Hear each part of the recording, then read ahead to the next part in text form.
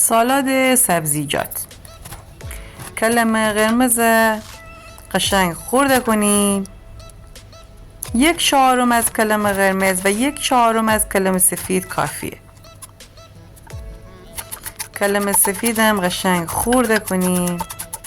خیلی تمیز ریز ریز با حوصله خورده کنید تا قشنگ و یک دستر بیه. کلم قرمزم مثل کلم سفید خوب و خوشگل یک دست خورده کنید.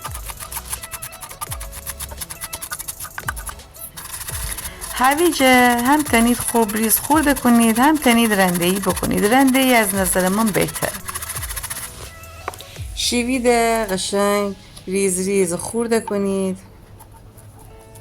قشنگ با هم یک دستر به.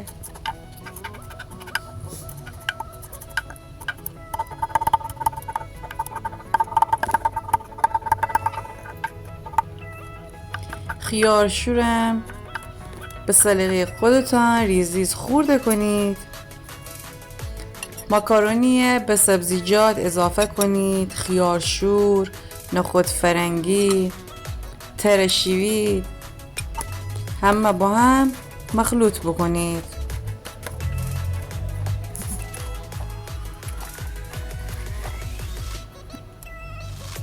حالا سس مایونز، روغن زیتون، نمک، فلفل، کمی آب نارنج یا اگه دوست دارید آب لیمو اضافه کنید. قشنگ هم بزنید تا مواد با هم قاطی بشه. بعد سس آماده شده به همین سبزیجات اضافه کنید. قشنگ مخلوط بکنید تا سس به خورد همین مواد باشه. اینم از همین سالاد سبزیجات. نوش جان.